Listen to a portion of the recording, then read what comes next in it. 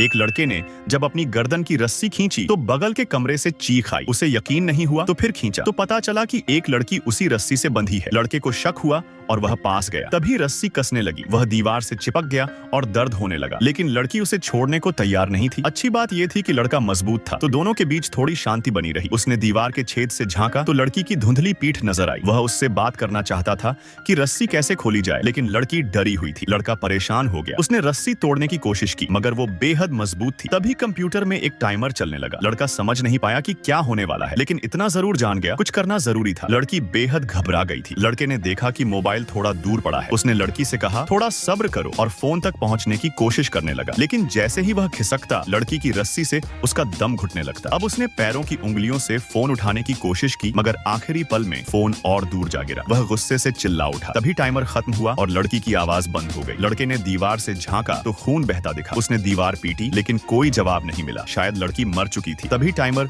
फिर से चालू हो गया। अब साफ था कि ये घर उसे यूं ही नहीं छोड़ने वाला। लड़के ने कमरे में कुछ ढूंढना शुरू किया। तभी उसे याद आया, ट्यूबलाइट का कांच रस्सी काटने में काम आ सकता है। वह पलंग पर चढ़ा, लेकिन ऊंचाई कम थी। इसी तरह उसने ट्यूबलाइट तोड़ी और कांच नीचे गिरा। वह कांच उठाने ही वाला था कि रस्सी फिर से खिंच गई। असल में लड़की मरी नहीं थी, बस बेहोश थी। अब उसे यकीन हो गया कि लड़का उसे मारना चाहता है, इसलिए उसने पूरी ताकत से रस्सी खींची। लड़का कुछ कहना चाहता था, लेकिन रस्सी ने उसकी आवाज दबा दी। टाइमर खत्म होने वाला था और वह बेहद थक चुका था। तभी दीवार से लाल रंग की एक तरल चीज निकलने लगी, जिससे उसे थोड़ी राहत मिली। लड़के ने देर नहीं की। अब उसे लड़की पर कोई दया नहीं आई। उसने पूरी ताकत से उसकी गर्दन तोड़ दी, फिर कांच उठाकर रस्सी काट दी। टाइमर खत्म होने से ठीक पहले लड़का आजाद हो गया। रस्सी और खून दोनों दीवार के छेद में वापस चले गए। उसे लगा सब खत्म हो गया है, लेकिन तभी टाइमर फिर से जल उठा और उसका हाथ दोबारा रस्सी से बंध चुका था। असल में ये सब एक खेल था। इस टाइमर का मकसद ये था कि दो लोगों को आपस में लड़वाना। तो दोस्तों, अभी आपके फोन में टाइम क्या हो रहा है?